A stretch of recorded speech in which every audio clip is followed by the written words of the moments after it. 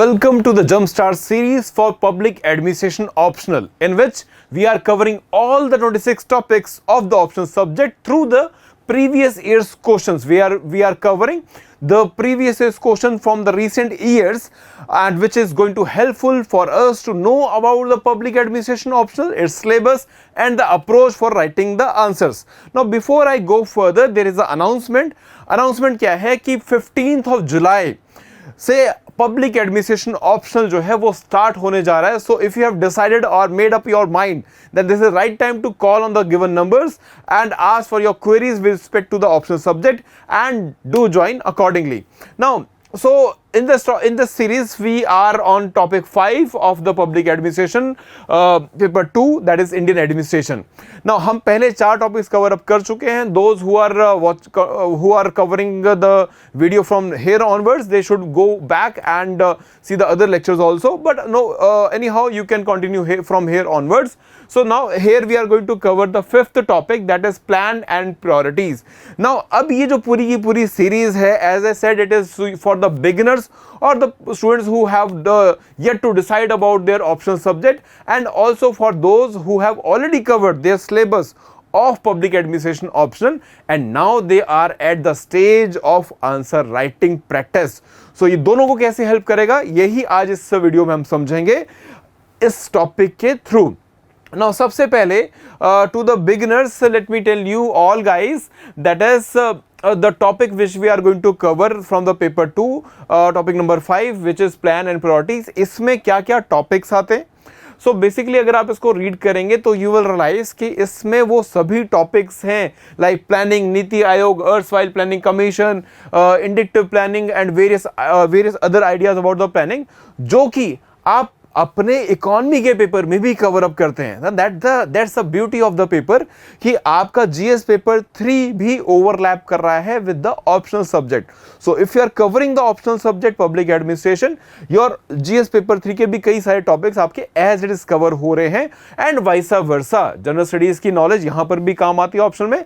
Definitely you will be needed to add the perspective of the administrative thinkers, their models, their theories, their opinions, perspectives, and accordingly various other ideas, concepts, terminologies and all. ठीक है, यही आज हम अपने answer writing के format में भी देखेंगे. जब हम इस वीडियो में if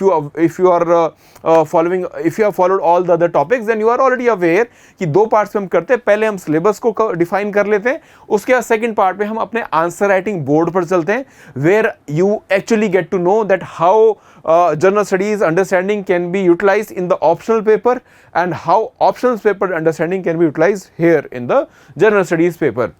So आज हम इकोनॉमी के टॉपिक्स को इंप्लीमेंट करके देखेंगे.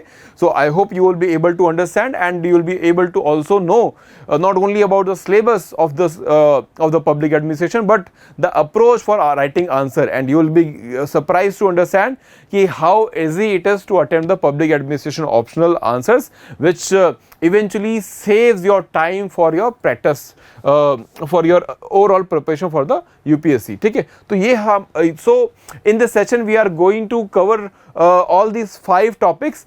2 हम इस सेशन में कवर अप करेंगे, इस वीडियो में कवर अप करेंगे, इस वीडियो सेशन में कवर अप करेंगे.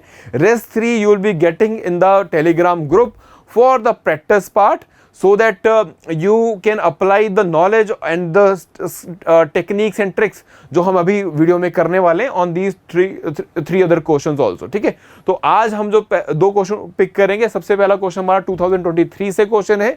The topic here is about the planning itself or the concept of planning, that how it is difficult to implement in India and the challenges around it.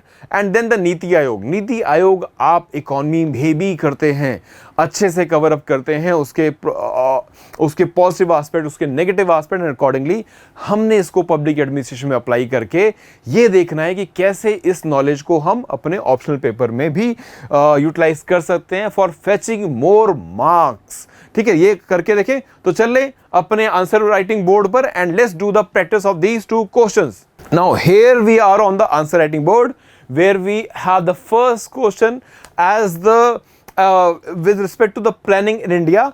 अब India में planning एक complex situation है। Question क्या कह रहा है हमसे, 2023 का क्वेश्चन है, 20 marker question. Now see 20 number का क्वेश्चन है और how easy it can be to attempt. अभी आप समझ जाएंगे कि कैसे इसको इजीली आप अटेम्प्ट कर सकते हैं। So question is asking that attempts to prepare a unified and holistic plan is for India is quite complex and challenging. So this is the statement and we are asked to discuss. ये है इसका directive, discuss करना है, ठीक है। सो अब approach क्या है, हमसे प्लानिंग पूछा है और ये बोला है कि कैसे ये होलिस्टिक प्लानिंग करना या फिर यूनिफाइड प्लानिंग करना इंडिया में एक चैलेंज है। तो इसको हमने डिस्कस करना है एंड इसमें जो सब्सटेंस हमारा आएगा या मतलब हम जो इसमें कंटेंट लिखने वाले हैं वो क्या कंटेंट क्या रहेगा। तो हम पहले बात करेंगे कि भाई इंडिया में you have a huge population and on top of that you have a huge diversity. इतनी डाइवर्सिटी भी है। अब इतनी डाइवर्सिटी ऑफ स्केल को मैनेज करना with the unified plan is very difficult. Then we talk about the political interference कि अगर आप प्लान बना भी लेते हैं देन पॉलिटिकल इंटरफेरेंस उस प्लान को इफेक्टिवली इंप्लीमेंट होने नहीं देती। Then will talk about the federal structure कि how you'll be able to make plans when you know कि various subjects are not under the central planning or in the control of the central government or the parliament, for example education and various other things, ठीक है। तो उस पर भी हम बात करेंगे and we will be defining all the other points here also, ठीक है। So before I go further, I hope by now you already know the color coding here. तो हम substance के लिए हर एक के लिए अलग अलग colors use कर रहे हैं। So first we will talk about the substance and question में approach क्या रखना है answer writing में, so that you get to know that how to enhance your marks with a given understanding जो आपके पास already है। उसी अंडरस्टैंडिंग को यूटिलाइज करके कैसे मार्क्स को मैक्सिमाइज करें while addressing the directive, जो कि यहां पे हमारे पास क्या है, डिस्कस, ठीक है। इस डायरेक्टिव को हमने एड्रेस करना है और इसी के साथ हमने अपना आंसर बनाना है, ठीक है। तो पॉइंट वाइज पॉइंट चलते हैं। सबसे पहला पॉइंट हमारे पास है शेयर स्केल एंड डाइवर्सिटी की। India is a very diverse country. इतनी बड़ी जोग्राफिकल डाइवर्सिटी है, कल्चर में वेरिएशन, लैंग्वेज में variation, socio economic background, poverty, poor and rich में इतना बड़ा डिवाइड है। Then how you will be able to make a plan to do the thing smoothly or in an organized manner. So this is the substance which you will elaborate and इसमें हमने public administration का idea add up करना है, जिसमें बोलेंगे कि top down approach रहती है प्लानिंग की, बिकॉज डिस्कस है, ठीक है। डिस्कस है तो हमने दोनों एस्पेक्ट लिखने कि भाई it is a quite challenging task, ठीक है। एंड देन विल से कि भाई top down approach will not work if you have a centralised planning, then it will not be able to do justice with the diversity of the country. But इसके साथ हम एक second thought भी add करेंगे, that is कि we need a decentralised and participative planning. ये हमारा discussion का पार्ट है। तो हमने इसमें जो डायरेक्टिव है इसीलिए हमने ये कलर यूज किया है कि डिस्कशन में कैसे कन्वर्ट करना है अपने सब्सटेंस को। So here we have converted कि अमिताभ कुंदू जो है he emphasize on the decentralization and the participative planning, ठीक है। ऐसे हम थिंकर्स या फिलोसफर्स को भी ऐड कर देते हैं अपनी अंडरस्टैंडिंग में एंड अपने आंसर में, and accordingly will give a example of the national education policy also कि भाई चाहे नेशनल एजुकेशन पॉलिसी हो या स्वच्छ भारत मिशन हो, ये सेंट्रल लेवल से प्लान करके इंप्लीमेंट किया गया है, but they are effectively been implemented. Why? Because there is a input been taken from the regional players also, states and the local bodies, सबसे feedback लेके ही implement किया है। So this is how we say कि ये सारे challenges हैं हमारे पास, but that can be answered if you have a decentralized and the participative manner of planning. Now this is our first point of argument. Then second point of argument is the federal structure. Now here we are saying the federal structure and the intergovernmental जो coordination है वो भी एक बड़ा challenge है। क्यों challenge है? Because separation of power है। आपका जो पार्ट 9 ऑफ द कॉन्स्टिट्यूशन है उसमें you have 3 list which gives state some powers to the state, some power to the center, and accordingly a concurrent list also. So now how you'll be able to make a comprehensive plan for the country? अगर सबके पास अलग अलग powers है तो implement करने के scope भी सबके अपने अपने हैं, तो how you'll be able to do that? Then you have issue with respect to, so there are division of responsibilities or power with respect to parliament and the executive. तो जो गवर्नमेंट है उसकी लिमिटेशन है कि for example GST, now law can only be made by the government, by the parliament, but the implementation is in the control of the executive. Then how these two things can be managed? So again that is also a challenge. Then third is the coordination with respect to plan implementation. इसका भी example हम देखेंगे. So this is the substance and then here we'll talk about the, भाई ये सारे challenges हैं, but NITI Aayog को देखो how beautiful it is doing. It is fostering the cooperative federalism in the country or cooperative planning in the country. ठीक है, एक cooperative setup बनाया जहाँ पे you have a forum for the discussion and eventually you are able to answer the issues. But because it is again our discussion, तो हमने counter balance भी इसमें करते हुए चलना है. So one side we said कि भाई GST का issue देखो how it has been resolved otherwise by the participation of the Niti Aayog and the proactiveness of the government of India.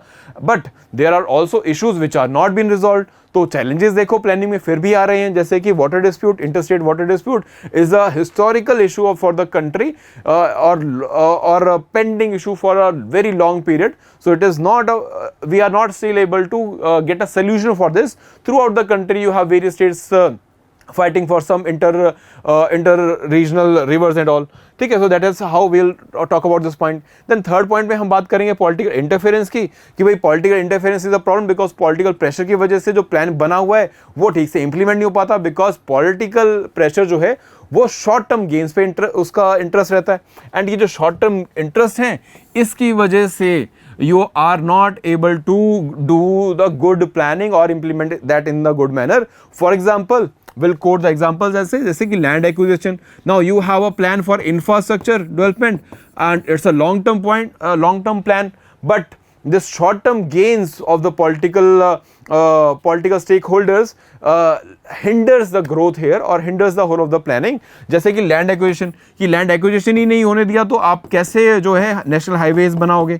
So that is a challenge. ठीक है, similarly environmental clearance ही नहीं मिलेगी तो how will be able to make railway projects, port projects and various other things. So that is kind of a thing and it's an optional question. So हम इसमें quote कर देंगे कौटिल्य के अर्थशास्त्र को, where we say that अर्थशास्त्र emphasizes on the long term vision which gets hampered because of these kind of challenges. So this is how we write this point.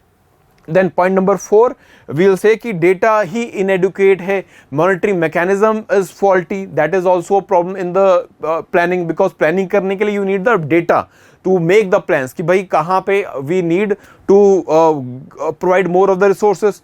अब India में आपका सेंसस ही 10 साल में एक बार होता है. So that means there is a lag in the data processing itself or data availability, चाहे वो सेंसस का डेटा हो या फिर वो आपका डेटा हो with respect to the national family health survey. So दोनों ही 10 साल के गैप पे. So this gap makes planning little critical, because then you may not be able to, you are not having a updated information and that will lead to a problem with respect to the implementation of the policy or effectiveness of the policy. Now monitoring में भी challenge है, but then we'll say कि there is a solution for that also, कि हम GIS जैसे tools को use करके we can enhance, हम big data use कर लें. अगर आपके पास census का data नहीं है तो you can mine the data from various other sources. That is all about the big data. So this is how we are giving the constraints, challenges and then we are highlighting that how they can overcome also. इसको बोलते हैं discussion. ठीक है, एक ही side नहीं लेना है, दोनों side या multiple approaches को use करना है. Then we have the next point as a resource constraint and the implementation capacity. आप plan बना लो, plan को implement करने में challenge आ जाएगा. क्यों? Because you may not be having the funds for that. You may be, the government is not having that kind of a capability. For example, you have implemented the national education policy, but there is a challenge because you are not able to conduct the examination in a proper manner. There is a good amount of examination which get either cancelled for various different reasons. ठीक है, so that is the idea.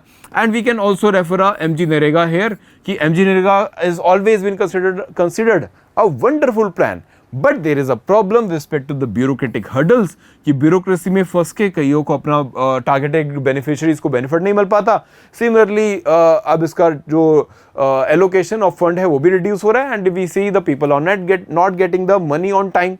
ठीक है, there is a great amount of delay in that. ठीक है, so this is how we will highlight this concern. Then we have 6 points which talks about the balancing growth and sustainability. So acha, before I go further, I hope by now you realize कि how these all points you have otherwise also covered in the general studies. ठीक है, या तो किया हुआ है या अगर अभी यूपीएससी की प्रिपरेशन शुरू की है तो अभी आपने ये कर लोगे आप. ठीक है, so that is the good part. एक तो public administration syllabus is already quite limited in a way that you do not have many other aspects or many aspects to cover, but definitely it's a current affair oriented topic, so there is always a new additions or of the issues in this. ठीक है, so that information can be utilized. For example, sustainable development goals. So are you not aware about the sustainable goals? आपको पता है, कैसे पता है? Because GS में ही पढ़ा है, आपने इकोनॉमी में पढ़ा है, आपने पॉलिटी में पढ़ा है, आपने सोसाइटी में पढ़ा है. So that is a beauty.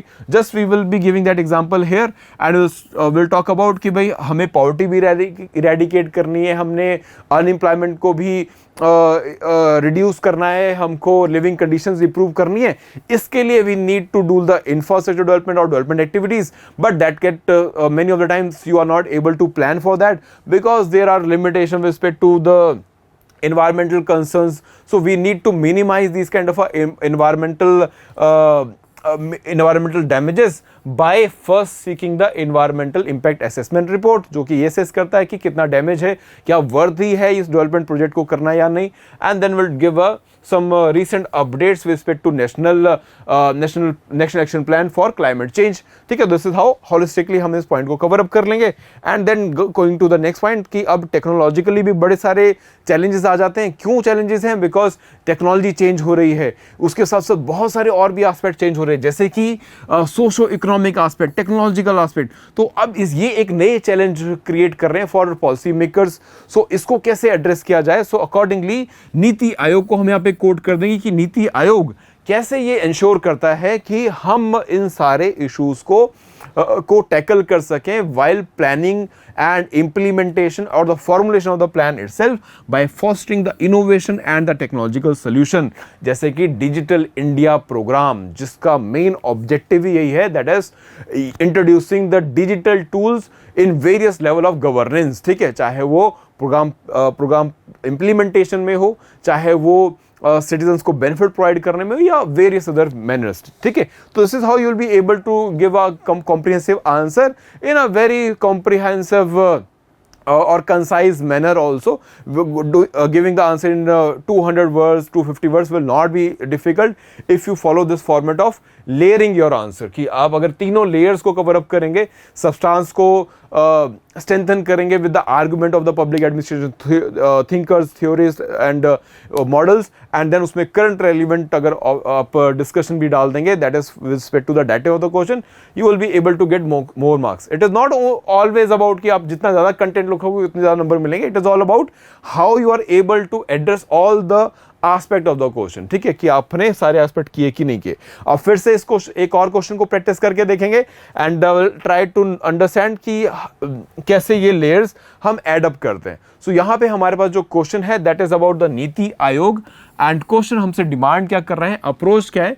It says कि NITI Aayog may have become a super cabinet, कि ये तो एक सुपर कैबिनेट बनता चला जा रहा है.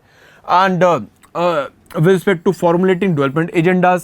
So हमसे बोला गया कि इस स्टेटमेंट को आपको एग्जामिन करना है. So that means the statement itself not to be consider as true. इसको ट्रू नहीं मानना है, क्योंकि डायरेक्टिव बड़ा इंपॉर्टेंट होता है.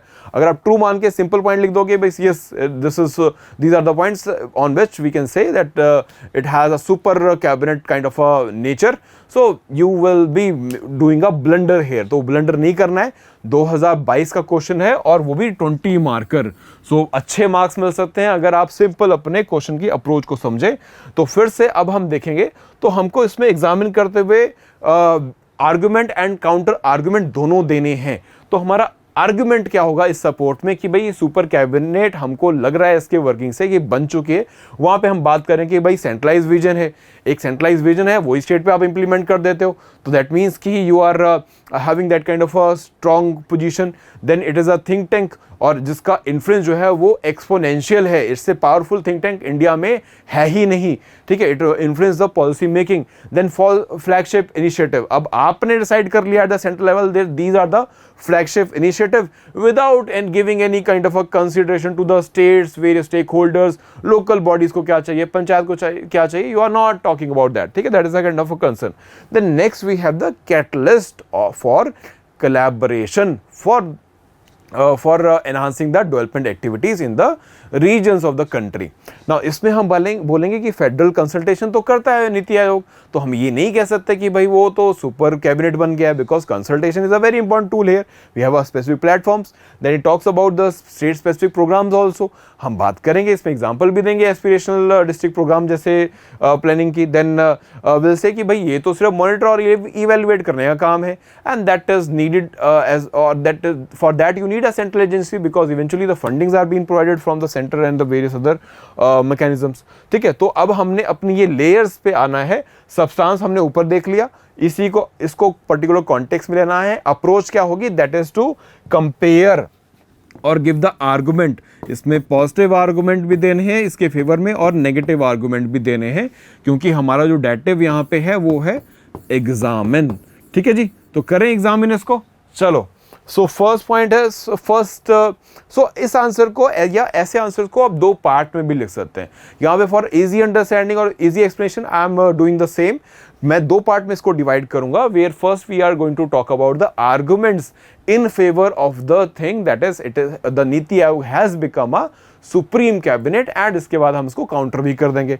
तो पहला पॉइंट हमारा इस आर्गुमेंट के फेवर में है कि सेंट्रलाइज विजन है, कि सेंट्रल गवर्नमेंट ने नीति आयोग जो है वो एक सेंट्रलाइज बॉडी है, इसको जो हेड करते हैं, सेंट्रलाइज बॉडी करना otherwise will not be appropriate because you have the state representation also at various forums, but otherwise head कौन कर रहा है, prime minister. So that means he has very much influence over this body. So he derives the idea into the body. He may set the agenda for this body also. And वही जब finally plan के form में आएगा, so state will be having the problem. So ये तो centralized vision हो गया, ये तो state का vision तो था नहीं, ये तो centralized का idea था. So यहाँ पे हम कोट कर देंगे बिकॉज पब्लिक एडमिनिस्ट्रेशन का लेयर भी डालना है इसमें। तो विल से कि भाई Dwight Waldo who is the public administration thinker, he says कि भाई ये क्या है, ये तो एक्चुअल एडमिनिस्ट्रेटिव डायकोटमी है। वो इसको पब्लिक एडमिनिस्ट्रेशन डायकोटमी कहते हैं। क्यों कहते हैं ऐसा, क्योंकि वो कहते हैं कि भाई प्लानिंग तो आप कर रहे हो at the top level, policy plan हुई है टॉप लेवल पे, इंप्लीमेंट कहाँ हो रही है, बॉटम लेवल पे। So that is a problem कि भाई जहाँ पे इंप्लीमेंट होना है उनका पार्टिसिपेशन नहीं है, दैट लाइक स्टेट्स और the local bodies, panchayat and all, और जिनमें जहाँ who are not otherwise directly connected with that, उनका आप वो प्लानिंग कर रहे हैं। So that is Dwight Waldo gives it a term that is administrative dichotomy, and here we will give the example from the recent times, that is new education policy हो या फिर आपके पास और भी एग्जाम्पल्स हम कोड कर सकते हैं। So here we are giving the national education policy example कि भाई इसने तो स्टैंडर्डाइज कर दिया, ठीक है, and there is a concept in Indian society also and Indian administration also which we called as a Sanskritisation, कि आप क्या कर रहे हो, अगर आप एक ही सेट फॉर्मेट अप्लाई कर दोगे सब पर, तो ये क्या है, संस्कृताइजेशन है, मतलब जनरलाइजेशन हो जाता है। अगर जनरल सिंपल अंडरस्टैंडिंग बताऊं तो जनरलाइजेशन कर दिया कि आपने एक एजुकेशन पॉलिसी बनाई, throughout the country implement कर दी। You are not taking under consideration कि भाई साउथ का क्या cultural, socio economic cultural background है, नॉर्थ ईस्ट का क्या है, and various other Hindi heartland के क्या कंसिडरेशन हो सकते हैं। So you are not taking that into consideration, ठीक है। तो that is how we are calling it a super cabinet कि भाई you are without understanding all these things, you have simply implemented you have made the plan and implementation programs and policies also.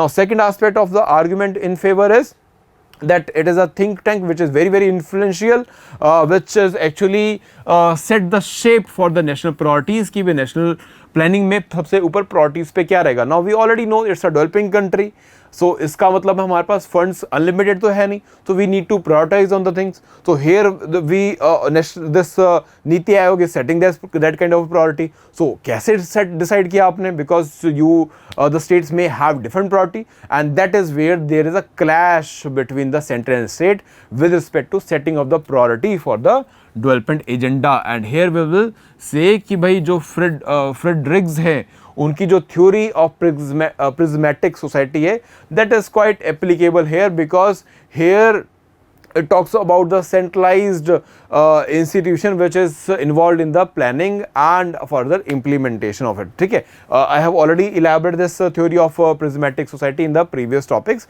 so you can see it there. Now next point of argument in favor is that it set the national agenda. तो development agenda हो अगर आपने set कर दिया तो resources का allocation भी वो आप ही के हाथ में, so that means you are influencing the resource allocation.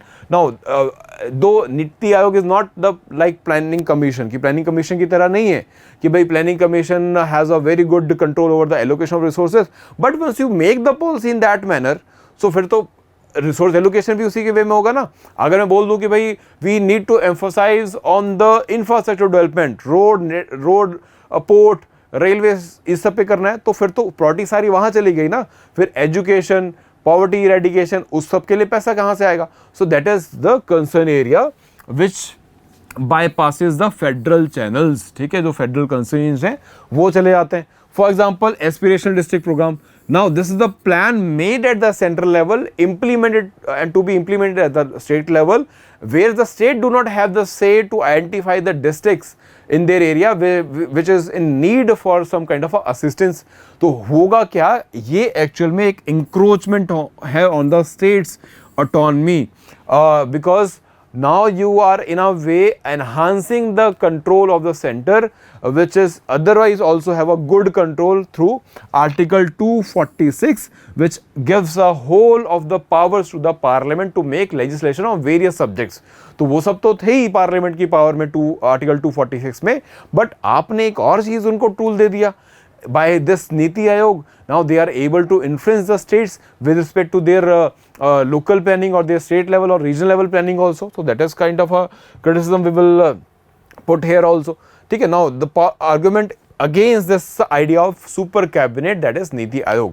Now इसमें हम बोलेंगे कि भाई ऐसा तो नहीं है, हम ऐसा नहीं कह सकते कि सुपर कैबिनेट है, because ultimately all the decisions which are taken by the Niti Aayog is done in a consultative ecosystem where you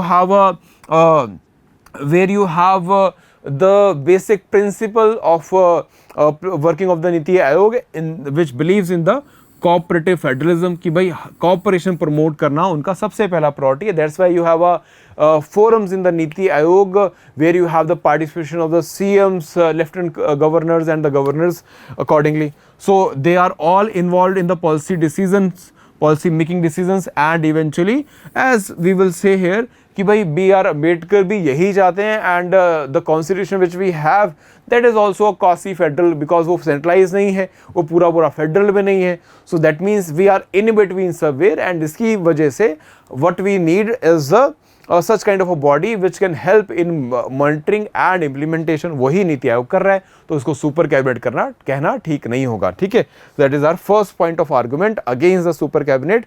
then will say कि स्टेट स्पेसिफिक प्लान्स तो बनाता है, ऐसा क्यों कहना कि स्टेट स्पेसिफिक प्लान्स नहीं बना रहा है प्लानिंग कमीशन, या टॉप डाउन अप्रोच है. यहाँ तो हम बॉटम अप्रोच देखते हैं, और ये हम प्रूव भी कर देंगे कि बॉटम अप्रोच है. ऐसी बात कहना गलत है, because of the programs like One Nation One Product is given by the Niti Aayog. This is a Niti Aayog's idea to promote the various regional clusters of economic development, कि जो जिसमें उनकी स्पेशलिटी है उस product को promote कर सके. So that is not a top down approach, but it's actually a bottom up approach which enhances the administrative decentralization, which is a concept in the public administration. That is, you are not concentrating the power in one particular body, and there are various stakeholders who have various roles in the functioning or planning. Okay, so this is how will give this kind of a argument. Now next point of argument is monitoring and evaluation. Will say कि भाई ये तो सिर्फ monitoring and evaluation कर रहा है, और ये तो बहुत important है for enhancing good governance in the country, because if you have monitoring and evaluation, then only you will be able to have transparency and accountability. So इसी को तो enhance कर रहा है. तो we will give the example here also. Will say कि भाई नीति आयोग क्या करता है इसमें, दो सीएम लेवल के जो सीएम लेवल कॉन्फ्रेंस वो अरेंज कर रहे हैं, वो क्या है, वो इंटर गवर्नमेंटल कोऑर्डिनेशन का एक और कोऑपरेशन का एक मैकेनिज्म है. So this is how we have given that both the arguments in favor of the Niti Aayog as super cabinet and against it, because examine था तो हमने दोनों ही एस्पेक्ट से उसको एग्जामिन करके देख लिया, एंड कंक्लूजन में हम लिख देंगे that for a country vast like India you need to have such a body like Niti Aayog which can monitor and evaluate the things, but it also need to understand that Niti Aayog need to imbibe more of a federal characters so that the state aspirations can also be fulfilled. So this is how we can conclude the answer. ठीक है, I hope now with this kind of a session you are able to improve your answer writing, and those students who are yet to decide their optional subject उनके लिए भी easy हो गया होगा अब कि आपको आंसर कैसे लिखने हैं वो भी समझ में आ रहा है, और सिलेबस भी आप कंपेयर कर रहे हो तो आपको एडवांटेज पता लग रहा है विद ईच टॉपिक. ऐसा नहीं है ओवरऑल कर रहे हैं, हम हर एक टॉपिक में देख रहे हैं. That's will be helpful for you, and this is we are going to do in our optional batch also. तो पब्लिक एडमिनिस्ट्रेशन ऑप्शनल मेरे साथ ज्वाइन करने के लिए 15 जुलाई से हम शुरू कर रहे हैं. मेरा नाम है दीपक ठाकुर. अगर आप ज्वाइन करना चाहते हैं सो लिंक दिए हुए हैं इस वीडियो के डिस्क्रिप्शन में, और इस पूरे डॉक्यूमेंट पूरे वीडियो के जितने भी डॉक्यूमेंट पीपीटी या राइटिंग बोर्ड आपने जो देखा है ये सारा हैंड आउट आपको हमारे टेलीग्राम ग्रुप में मिल जाएगा, वहां से डाउनलोड कीजिएगा.